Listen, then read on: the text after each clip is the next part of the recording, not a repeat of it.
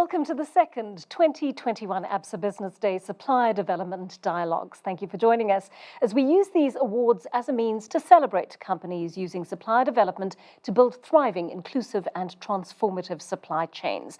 Now, these awards encourage supplier development, they promote skills transfer throughout the industry, they support industry collaboration, and they provide an annual benchmark of supplier development good practice. You can also join the growing network of companies contributing to a sustainable economy through supplier development.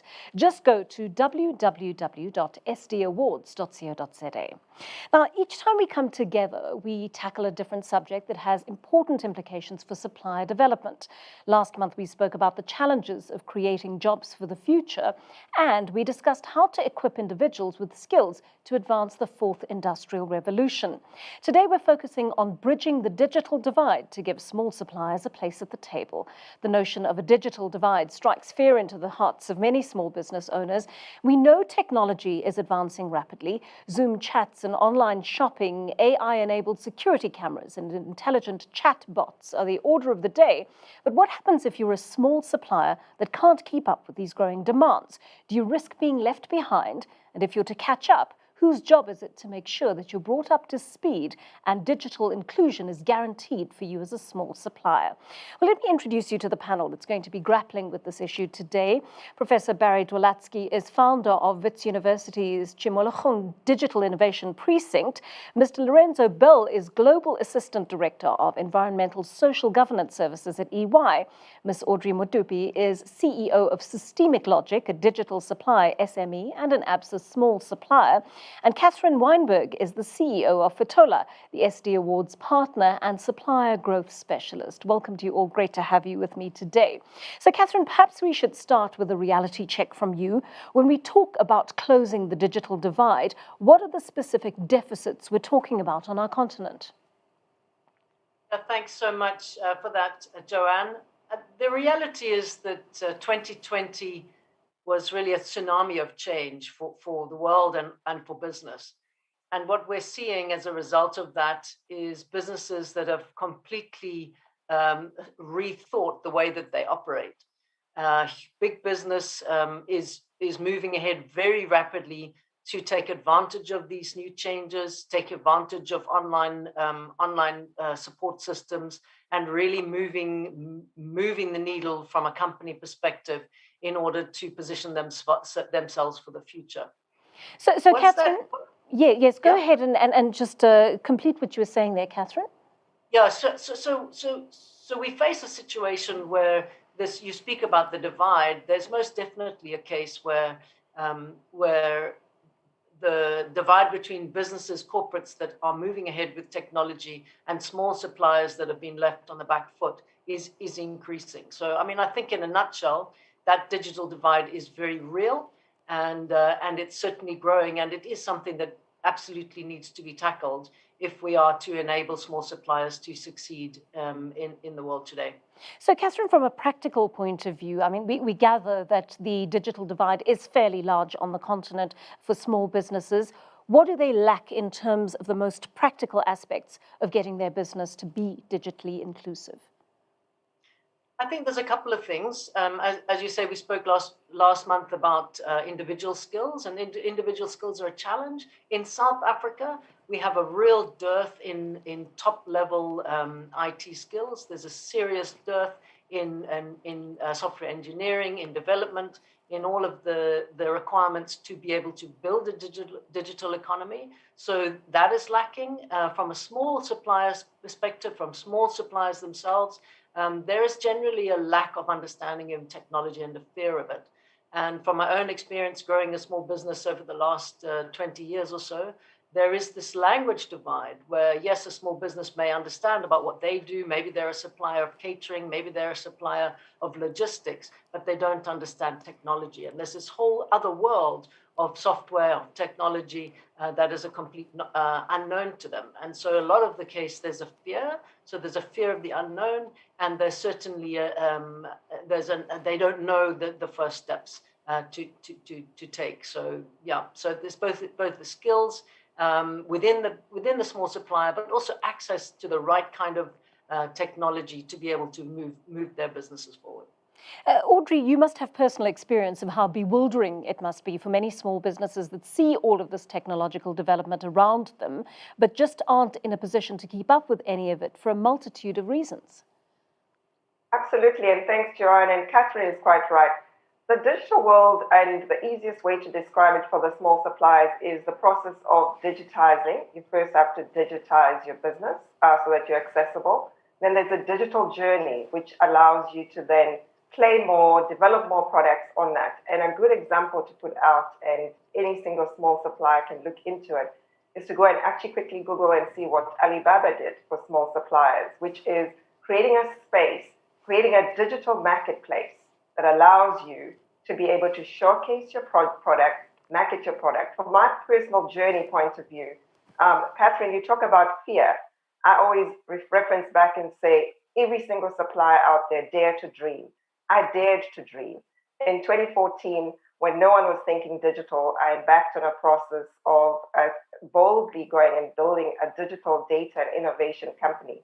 People laughed. I stood on stage and I talked about cryptocurrencies. Today, actually, those small suppliers are asking questions around Bitcoin, and cryptocurrencies were unheard of at the time.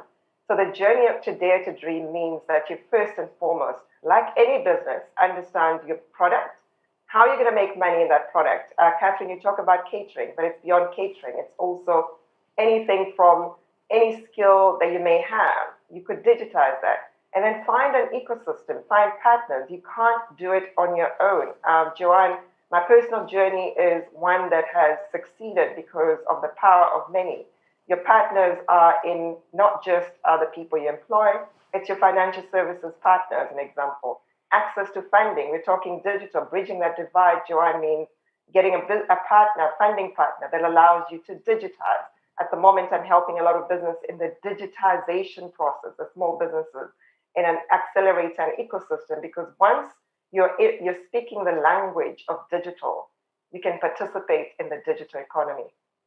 Yeah, you know what interests me about that, Audrey, is that I get the impression that you've got to have some sort of minimal entry point. There's got to be some sort of basic understanding of digital, the language of digital, as you put it, before you even embark on that process.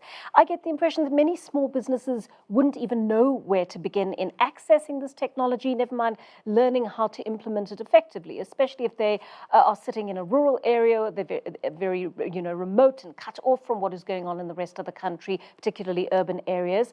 So how do you integrate them into using your business as a tool to help them get to the level, a minimum level, where they need to be to become successful businesses?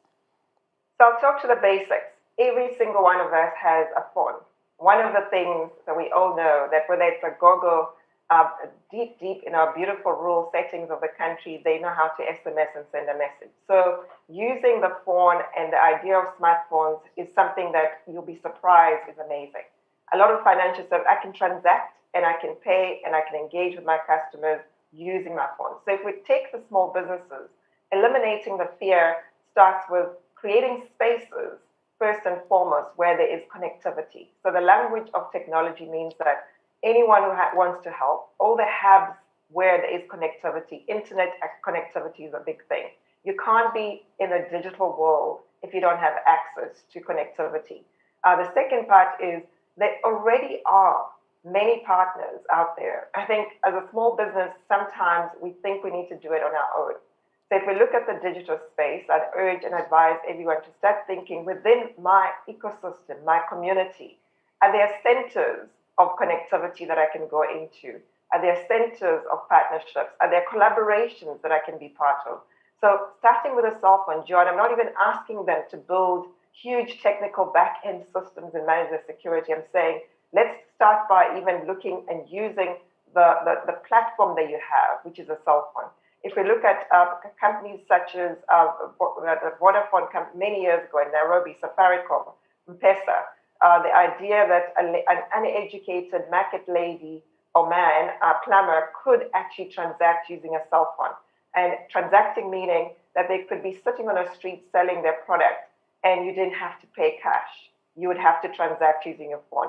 So the education component is important. And it's good that we have someone like Prof. Barry online because the education component is key in eliminating the fear, but also in that curiosity. There is no single entrepreneur I have met, Joanne, that was not brave enough in starting that business. And if they're brave enough to start their business, trust me, they will learn, they are curious, they need the resources. I use the Alibaba model because it was a space where it didn't matter how small or how big you are. You could, you should, and you can be digital.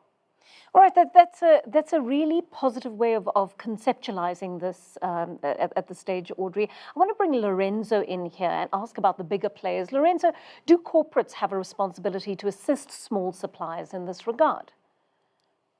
Yes, let me start by saying, as part of our EY's purpose to build a better working world, we are really committed to communities and suppliers and as well as our clients to make sure we do bridge that gap.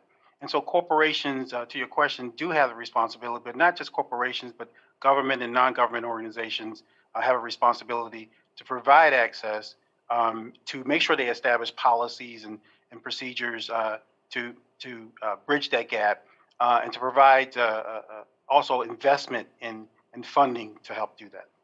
So what's in it for them, for large businesses, Lorenzo? Well, what's in it for them is as you just heard, they are able to build their supply chain. They're able to develop their suppliers. They're able to, provide solutions for their clients. They're able to, expand their business in that market and penetrate various markets. But it also helps with build the ecosystem that creates, just viable businesses and building the communities and serving the communities. Lorenzo, do you find in your experience that the gap that probably exists between corporates who are sitting a world away from the average person who wants to start a small business but has a great business idea and could potentially be a fantastic supplier to that corporate, that gap is being effectively closed? Or is there difficulty connecting those two entities? It is closing, but it's difficult. It's difficult because of as you heard, the awareness and the literacy rate. It's difficult because of the affordability and connectivity to those digital platforms. It's difficult because of the policymakers or governments not having the money to invest in those infrastructure and the platforms. So although the corporations are working closely to collaborate with not only small businesses and other large businesses, they are still finding a struggle because of they can't do it by themselves, and they need investors and the government to support. Yeah. But Barry Witts University has established what sounds like a really exciting digital innovation precinct in the form of the Chimologong area. Just explain to me briefly what work you're actually doing there. It's the first major digital hub in South Africa. It's a digital hub in the sense that it brings together partners. So I kind of like to think of two sides of the coin. So on the one side, you've got the big players, the tech players, the big partners. And on the other side, you've got people with ideas. And there's no shortage of ideas in South Africa and Africa. And what the precinct provides is a platform where we can bring those two groups of players together. So people that have a new digital innovation idea can come and find support and partnership with the tech players and the corporates and others who can help them take their idea to market. So it's a hub in that it brings people together.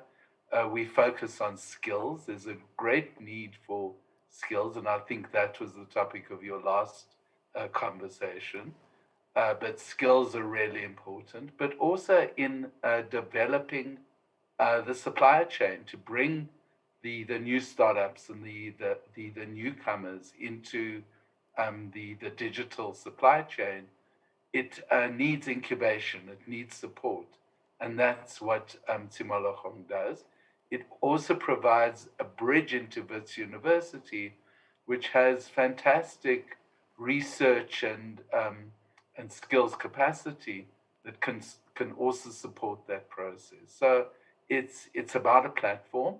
and the platform joins all the key ingredients together to build these young digital supply chain startups that can now go and support the big players. What's interesting to me, Barry, is that there's always been this kind of perception of universities that you go there to get a theoretical education. And it seems to me that you are attempting to break down these barriers. But how do you deal with players who come in, who are working in this, what is ultimately a university environment, without the kind of theoretical knowledge or background that you would require in order to perhaps fuel a business that needs to be compliant legally and in all sorts of other ways, commercially and so forth. People who just don't necessarily have even a basic level of skills, an entry level that enables them to actually get a business up and running in what is probably quite a sophisticated environment.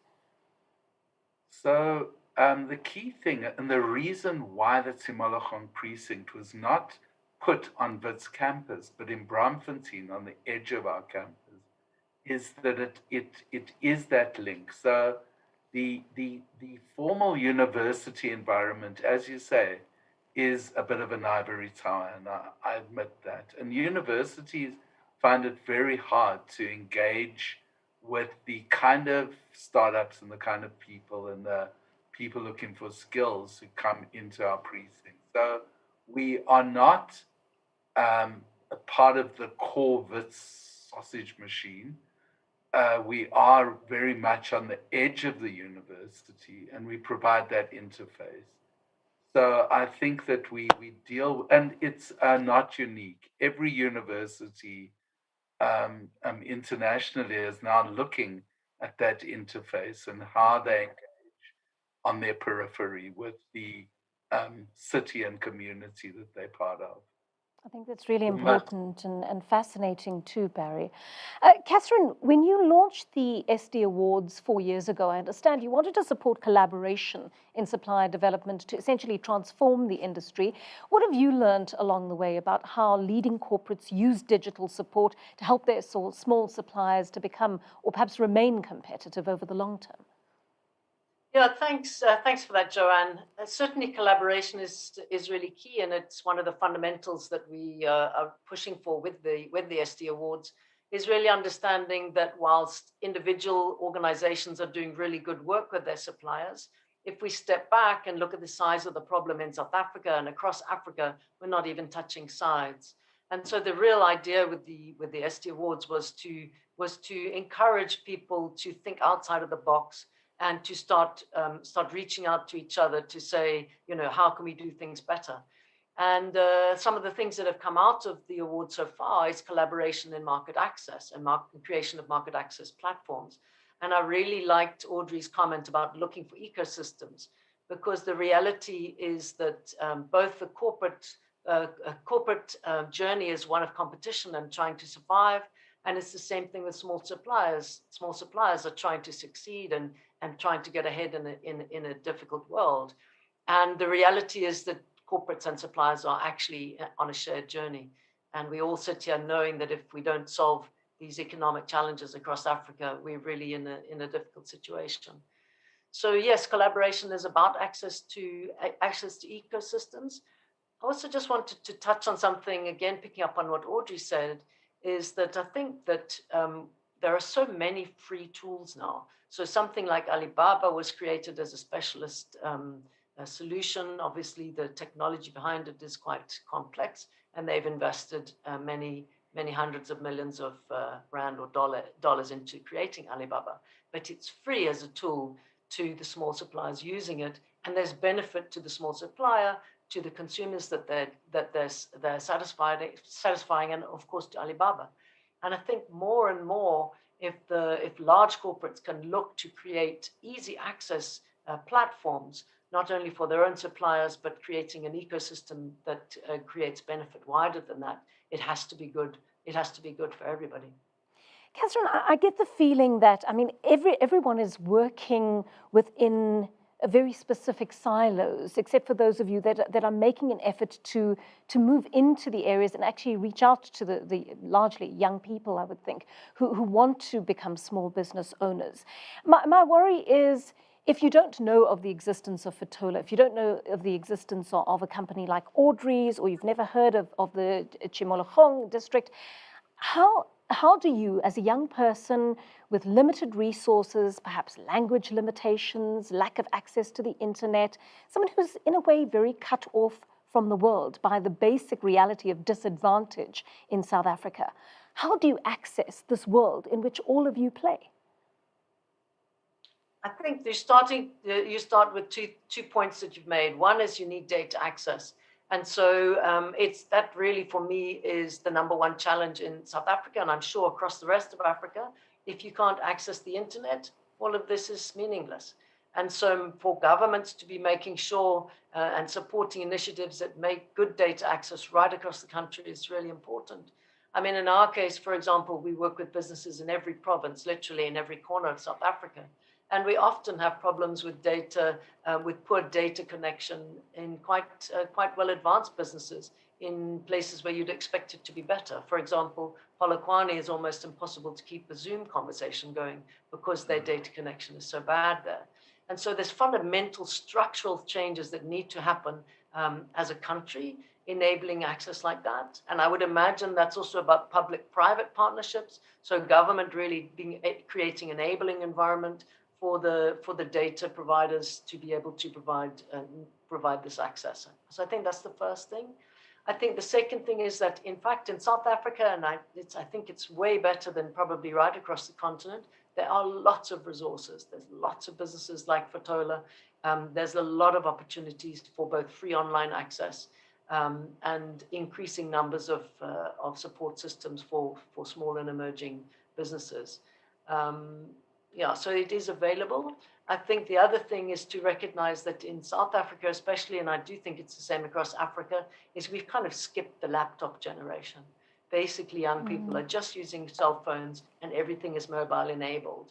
And the number of smartphones in South Africa, I think that we probably have, I stand for correction, but I think we have the highest number of phones kind of per capita almost in the world. And so there's a lot of people have these phones, and I think there's a surprising capability to be able to use smartphones, and probably people are more digitally enabled than they think they are. Yeah, absolutely. Language, of course, is a problem. And if you have people in deep rural areas whose command of English is difficult, I think that is a very very real problem.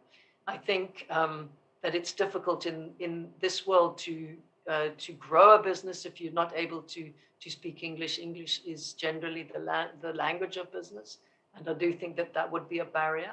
But the ability to create small local economies is really something that we need to do better in South Africa, because I think that one of the reasons that we've not got ahead as a country, and we've really fallen behind, our Gini coefficient is I think the second highest in the world, is because we have allowed this consolidation of business amongst a few major players, and we need to change that. So yes, maybe you've pointed out something that's really critical here, is that we do need to enable better opportunities for people, home language businesses in the deep rural areas.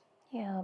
Audrey, your business journey is so interesting for all sorts of reasons. I'm wondering, simply because of the nature of your business, I mean, we talk about digital because it is part of our lives today, but when you got going with this business, it certainly wasn't part of our daily lives. How do you convince large corporates or any kind of supportive organization that can grow your business, particularly when you're pioneering new technology or you're pioneering a new type of model? How does a small business owner or supplier convince a large corporate, for example, that this is something that they ought to back? Yep. And that's a very good question. Just leading on from Catherine, actually the challenge you're highlighting quite nicely are the issues that I call around the challenges of access for a small business. So the conversation with the big corporates, first and foremost, anyone out there knows that access to information is probably one of the most important aspects of it. So to go on a digital journey, or a company like mine, you need to have the right information. So information about who out there can help you, information about what exactly you're trying to solve, information about who's the best person to speak to. So the journey through a corporate, funny enough, you'll find that you've got to actually, as I say, walk all the streets of corporate up and down, and for every 10 doors that are slammed in your face, there's always one that will come through. So access to information and the right people to engage is important. And I'm not talking about a network. I'm talking about information around the processes, the products, how organizations work. Because we confuse sometimes as small businesses that if I know Joanne, who works at whatever company, I'm going to get work with her or I'll get information. No, that's not the case. It's about doing your own homework to get yourself right.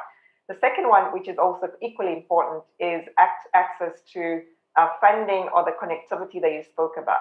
So in my personal journey, one of the things that I would like to share for anyone out there trying is first and foremost, if you know what you want to deliver, and that includes a process or a product or a system, to win that journey, it starts with you. You need to almost physically, emotionally criticize the product and the process that you have. So ideas that the prof is talking about and innovations are plenty. Is there a business case behind that idea is the first step. Then you go knocking on those doors. The convincing part starts with you being professional enough to back yourself and know what your business model is. The technology side as well is one where you're going to have to also put what we call have skin in the game.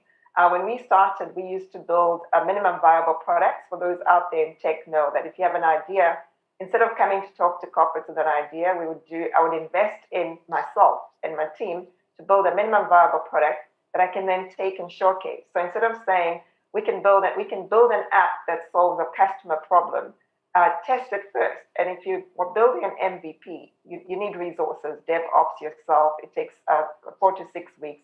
So you can showcase something. So show and tell. We all learned this in school. In a small business, learn how to show and tell. Don't wake up and say, I just have an idea. The second thing is test the products on your own team and your customers. We built a platform that was around employee innovation and integration, and we tested it first internally and then took it out. And it's one of our greatest platforms, particularly outside SA. So, for example, in West Africa, in Nigeria specifically. And Catherine, on the cell phones, South Africa and Nigeria, yes, we both do have the highest number of cell phones per capita. So show and tell, dare to test it, get the right facts. It's not about who you know. It's about investing in it. It's painful. It's tearful. Be the first to say, I've made a mistake. In the digital world, in the technical world, when we have an idea, not always does it end up being what it should be. So when you're a supplier of a big corporate, be the first to admit mistake and then fix the mistake. Partner with your corporate. Don't expect anything for free, or don't expect to be set aside and excused because you're a small supplier. And then thirdly, find a really good partner in the financial services sector. Access to funding, Joanne, is second to none. You cannot move your business forward without that. I was just lucky after hitting many doors that, for example, APSA came on board as a partner. And in fact, I do remember that meeting because I remember a meeting with the team, the enterprise development and procurement team. And in that October of 2017, because actually the first few years, put in your money, if you survive the third year, great. By the fifth year, it's a nightmare because you need to grow. So if I were to tell the journey of where I am 8 years later, year 3 was almost death point. Year 5 was, okay, I'm here. I need to grow and I need a proper partner. I can't do this on my own. So when I found that financial partner, the conversation was around daring to dream bigger. It wasn't about solving a small problem. I remember sitting with the APSA team and I said, if you back me on this and become my funding partner, trust me, when I list my company, you will be my funding partner for a long time to come. And those stories exist with big corporates where whoever you find that believes in you, partners with you, collaborates with you, particularly from a funding point of view, you won't forget them. But remember, again, the sense of urgency in your delivery. I think with small businesses, we don't have the luxury of time. We don't have the luxury of making mistakes, and we don't have the luxury of being complacent. You hustle every day. I call myself the chief hustling officer, and my journey continues. I hustle every day, and the attention to detail as a small business in the digital world is second to none. Back yourself and have the right people. I've got a great team. Yeah. Audrey, just a quick reflection from you on what sort of game-changing supplier development input or support you received that contributed to your positive outcomes, and that maybe APSA or any other partner you've been working with. We talked about earlier on the fear component. One of the game-changing things from any partner in an ecosystem collaborating is to boost the confidence of each supplier and understand what's driving that fear, because the fear comes from different sides. So if I look at all the different partners I've had, the ability to have people who would look me in the eye and say, don't worry, you will not be the first one to feel as if you're failing. And don't worry, the 10 doors that are hit in your face, it's natural. So normalizing that fear is some of the things, one of the critical things that I received as support early on. The second advice and support I received was the concept around making sure that you've got the right people. So the support around recruitment, the support around strategic partnerships. So I'll be bold enough to find somebody in your sector, in your industry, non-competing person that you can partner with to say, help me, you've done this better. So early on, I formed strategic partnerships with big tech partners, global players, and learned from them around the idea of how you grow talent and how you actually ensure that when you're building those minimum viable products, you are aware of the mistakes that others have made before. So that the ecosystem or the support that enterprise partners can provide is being aware of the mistakes that others have made. No one tells you what goes wrong. We hear success stories. I would have failed today if all I spoke about is how great I am. In fact, I'm not great. I'm still hustling. So knowing those mistakes has helped. The second and the third component on that journey is the idea of a partner that is constantly on the phone with you. So if I look at my funding partners, APSA, we have conversations on a weekly, on a monthly basis, conversations of growth. So conversations beyond where you are today, conversations around how you realize your dreams. I spoke about daring to dream. And those conversations can be with different partners across that ecosystem. So as a financial institution, don't just provide the check, don't just provide access. Have time to have the chat about how are you really feeling today? How's business going? So those small things matter. If you look at the ecosystems I mentioned, your ecosystem and innovation hubs are not your competitor. They're your enabler. Because in that hub, you're going to find a partner to build your business. And then finally, people. As enterprise development or corporations or strategic partners, find your experts, find your silver hairs, find business people that have retired and have led big organizations. Let them mentor the youngsters. Let them learn from the youngsters, because mentorship is two ways. So I seek information constantly in hustling, and my advice would be to seek that information and partner with individuals who close that gap for you. There are many gaps to be closed, and don't be fearful. So Joanne, I think I'm still on that journey of learning. I would answer and say it's a two-way process. For the partners out there, the mistake of just creating a budget and putting up a system and saying we're now creating access and we're going to find the small businesses is not good enough.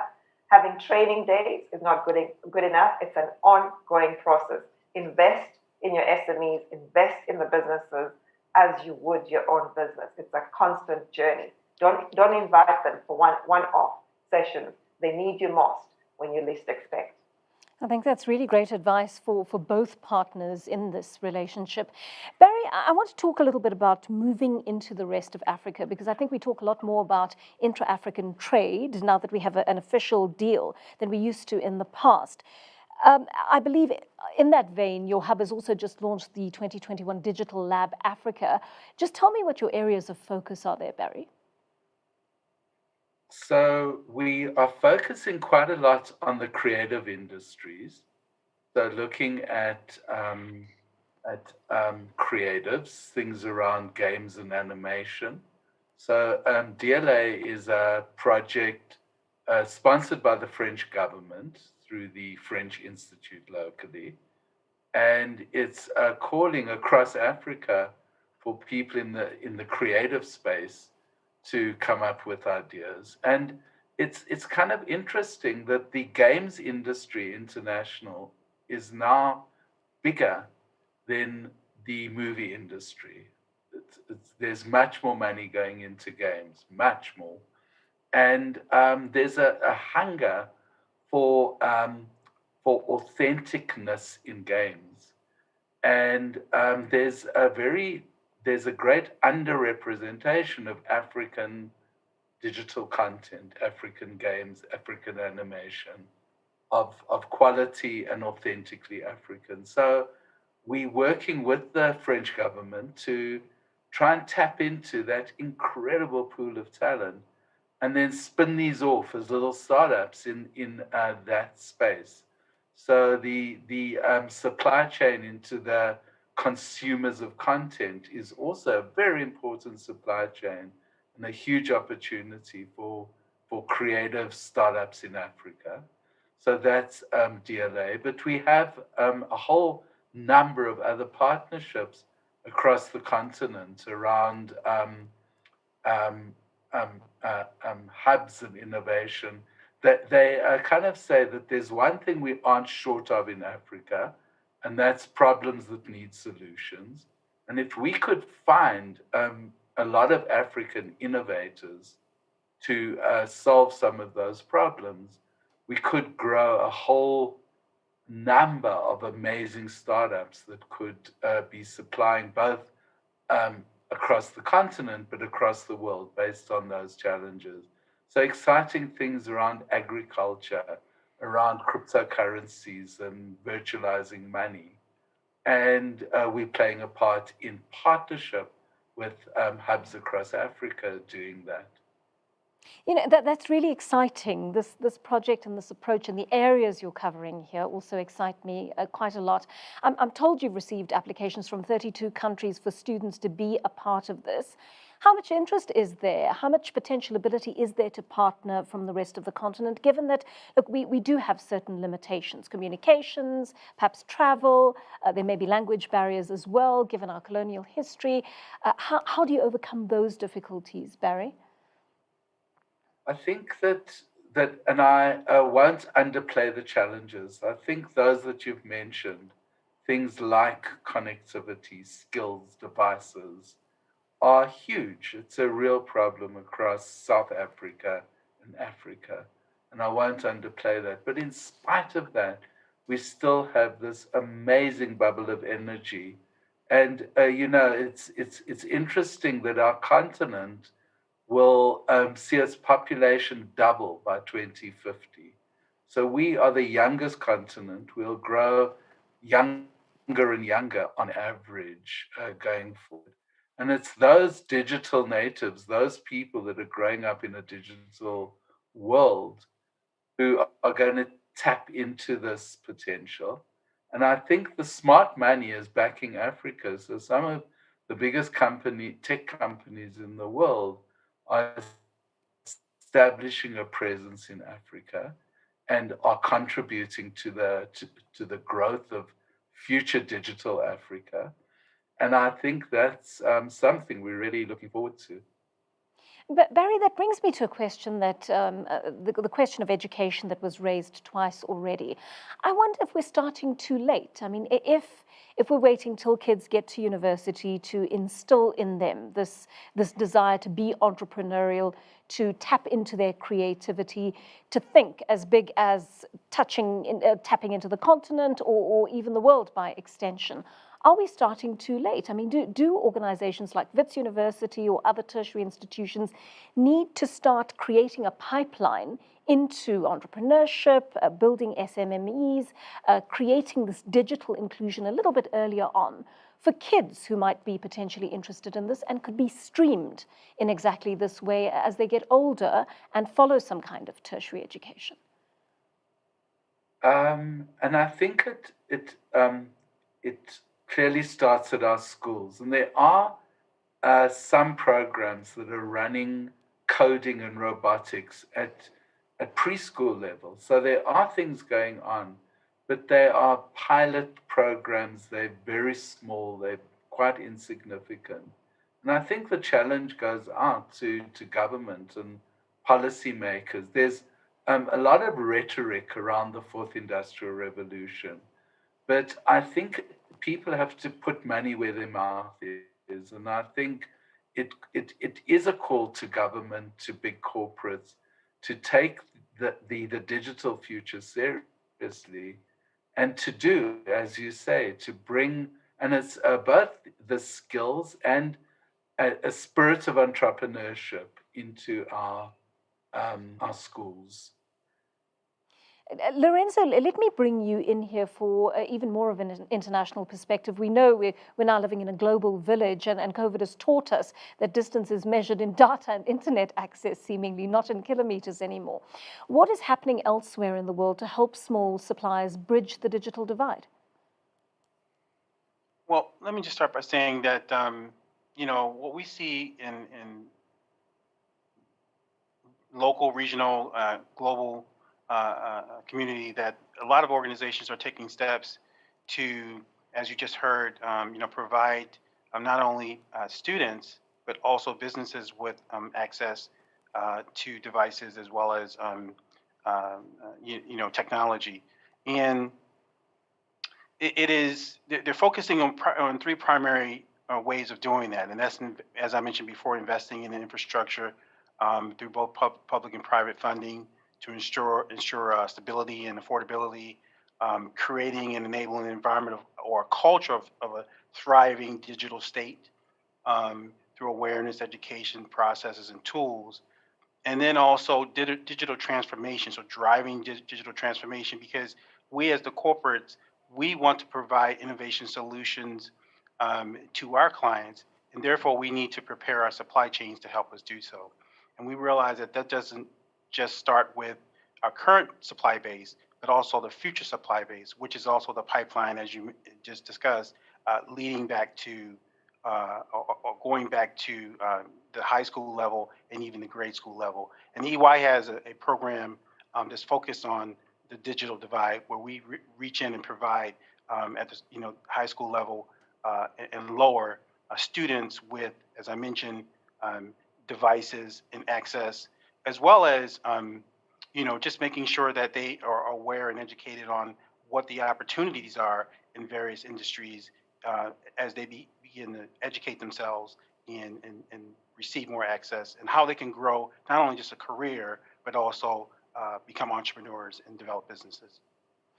Lorenzo, we see a lot of solutions overseas. We may look to North America, to Europe, to Asia, and there are many solutions available from those countries as to how to become more digitally inclusive.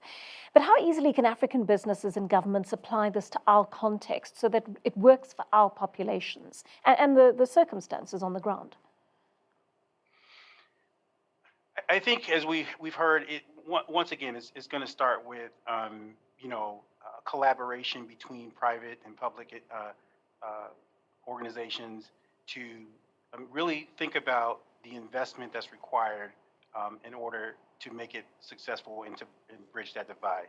And I know we talked about education, we've talked about the small businesses and corporations, even in the ecosystem, but it really is going to boil down to policy and investment, and to get things moving in the direction that you see in other countries and become more successful, and quite frankly, to create more of a let's call it a digital transformation within Africa and within South Africa. Well, what for you would be the most important imperatives that you would put in place right now, if you had the power to do that, for small suppliers to give them access not just to other businesses in the country, to corporates in the country, to digital supply chains in Africa, as well as internationally? As I mentioned, it would be funding. It would be funding. It would be access to devices and tools, and the education piece. But I would say primarily the funding and building the infrastructure. Catherine, are we saying, when we listen to what Lorenzo and everyone else on the panel has given us in terms of their input, their personal insights and experiences into this, that without digital access, all businesses are doomed to failure in our country? That's a big one. Yeah, I think that the reality is that a certain amount of digital enablement is essential for any business going forward. So really, unless you in the back end of, in the center of the Sahara where nobody uses digital, I think access to clients, access to information through digital devices is essential. I do, though, want to loop back. I think Audrey made some really good points about relationships with corporates and supply development. And I think that it's very important what she said is that if we're going to use supply development to really make a difference in the world, in the country, it's about understanding these very deep long-term relationships between the large companies and small suppliers. But I also think that I'd like to loop back onto something, and I'm always thinking that this conversation is not just about bridging a digital divide, it's bridging a world divide, and that's communication between understanding how things work in a corporate and how things work in a small business. I mean, I'm interested when we work with small suppliers more and more, we're getting people that have had some years in corporate, decided it's not for them, and are deliberately jumping out into starting their own businesses. And those entrepreneurs are significantly at an advantage to others that have maybe never worked or have only worked for small businesses. So I think a lot of this is about understanding that the different thinking, and there's a maturity that small suppliers need to understand, and that is that it's their job to understand their client. And so I think communication, better kind of education about what are the differences between being a large business and a small business are really key. And really also, again, motivating large organizations to realize that the world is changing really fast. We've seen that. And it's no longer okay just to be a good South African business. We have to reach world-class standards, because the reality is that not only can we now reach out into all other areas of the world, we can sell through Alibaba anywhere in the world, but anywhere in the world can also sell into our markets. Mm-hmm. So we have to be, in order to succeed even in our own small space, we have to be world-class.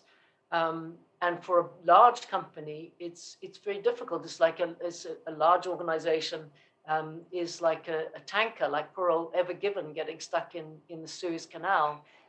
Whereas a small business is like a speedboat, and a small business at very low cost can be agile, can innovate, can try out new things, and then bring them back to the benefit of the large companies. So this kind of symbiotic relationship between big and small is really critical, for both organizations.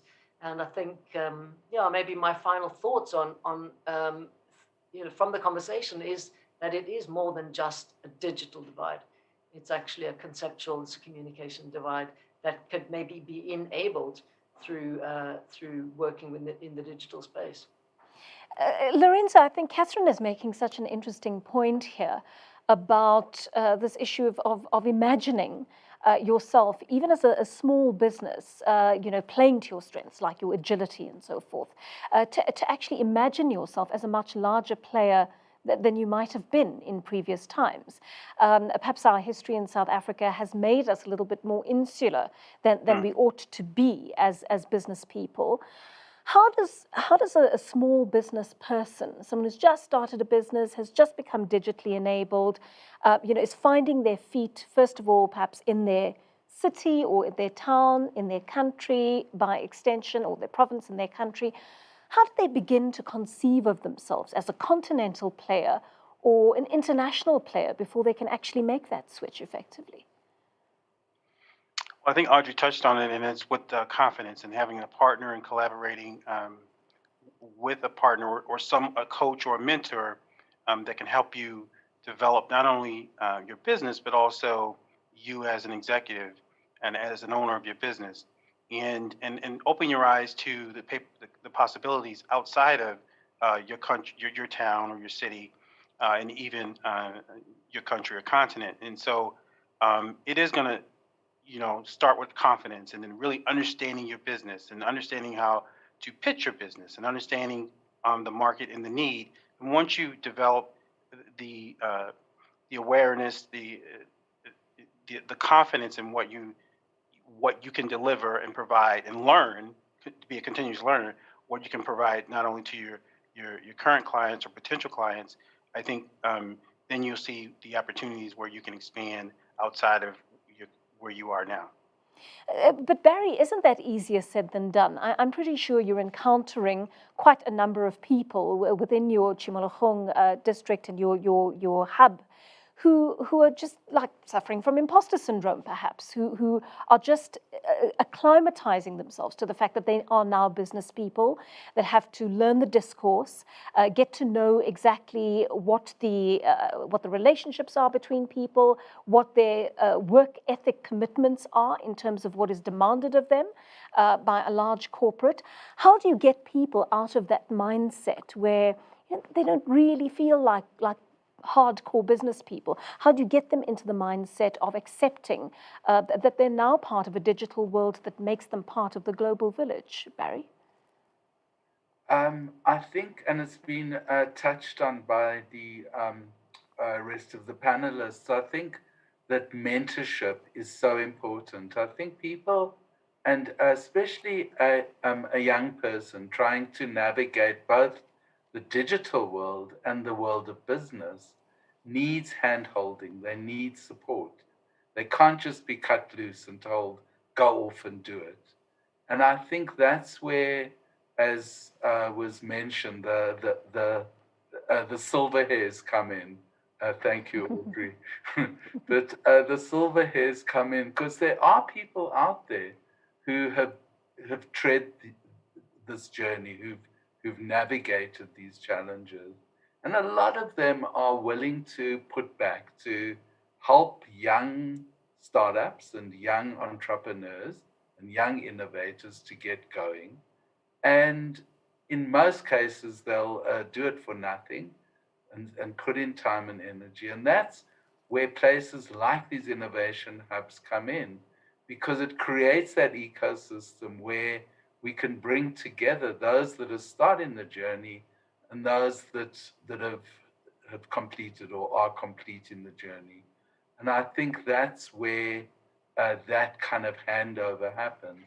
But don't think it's easy. I think Audrey said, it's a huge battle. Starting your own business in a very competitive, very scary environment is not easy. And I think that the one thing people must realize is that we must stop using the word failure.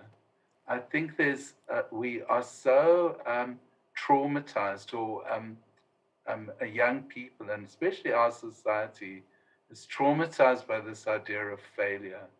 And I think that one should kind of treat sort of every non-success as a learning opportunity and carry on and still get support and not lose your backers and your supporters because this idea didn't succeed. So I think really it's mentorship, and it's to kill the stigma of failure and to turn it into learning. Catherine, I'm going to ask you to start wrapping up our conversation now, because so much has come out of it. You've got a mix of the theory around this. You've got experience. You've got so many different viewpoints from people who are differently involved in the process of building these small businesses and making them more digitally inclusive. But if you had to sum up the key points from this discussion from two angles, first of all, the most important points for Africa's small suppliers, and then the most important points for the corporate or other entities that could be of assistance to them. What would be the most important aspects of both of those conversations? Yeah, thanks very much, Joanne. Such incredible insight and wisdom from everybody. It's been really amazing. For me, I think I'm going to start with the small suppliers. And it's also just recognizing that the journey of business doesn't happen overnight. I mean, Audrey speaking about the years in which she's had her business, she's actually done incredibly well in a very short space of time from a business perspective. But it's really for people to understand that if they're starting a business, there is no such a thing as an overnight success. It is a journey, and it's really important for small businesses to access markets that are appropriate to them. So supplier development is about businesses that have already established themselves. They already have a product, and they're now ready to take it to another level to be able to deal with a large corporate. And there's a journey that happens prior to that. And then at that point, there's a kind of accelerated success rate that can be done in partnership with the corporate. So maybe that would be the key. There's lots of nuggets here for small suppliers, but it's really don't be impatient. Yes, confidence is important. Getting the right support is important. Being informed is really important. So constantly looking to inform yourself and to learn, and to be open to learning from all sides. I think from a large company perspective, so from corporates that are running supplier development programs and want to improve on them, want to make sure that they're value adding, not only to the supplier, but for their own long-term success. I think that the key here is the long-term relationship. It's not dipping in and dipping out. Those companies that have just tried to do supplier development as a tick box exercise have found that the long-term impact for them is very limited. And so it is really understanding that it is a shared journey. And I also loved one of the panelists that said to treat your small suppliers as if they're one of your own. And the reality is that no company gets ahead alone. And the quality of your own results is also dependent on the quality of your supplier. So it is a symbiotic relationship. And I really hope that that maybe part of this thing is about understanding that when we work together, when we open ourselves to learning from other people, when we have platforms where we can discuss our challenges and learn and grow and share with each other, we really have an opportunity to move the needle and to make a difference, not only in South Africa, but right across the continent. Catherine, thank you so much for that and for wrapping up our discussion today. So as we bring it to a close, I hope that if you're a small business that is looking for solutions to your digital challenges, and not just your digital challenges, I think our panel of experts touched on a number of other issues that you require for growth, and they've been able to hopefully answer several of your questions today. And if you're a corporate, hopefully you've got your work cut out in terms of defining how you plan to reach out to SMMEs to help them work toward digital inclusion. Now, if you need to refer back to any of the information we've covered today, and there is a wealth of information, perhaps you actually want to share this at a later stage with a friend or someone who is involved, a family member perhaps, who's involved with starting a small business and requires digital support, you can watch a recording of our discussion on YouTube and Business Day TV. Now, also remember, importantly, the entries for 2021 have opened, and companies can go to www.sdawards.co.za to enter. Let me get that to you one more time, www.sdawards.co.za, and that is where you can go ahead and enter. Many thanks to our panel for sharing their insights, their personal insights, their professional insights, especially to you, our viewers, for being with us today. Many thanks to ABSA as well for partnering with Business Day Dialogues to bring to the fore this important issue. Now remember, we'll also be back with you in less than a month to tackle the next important topic of discussion that's directly relevant to you and your business. Until then, from me, Joanne Joseph, take care. Goodbye.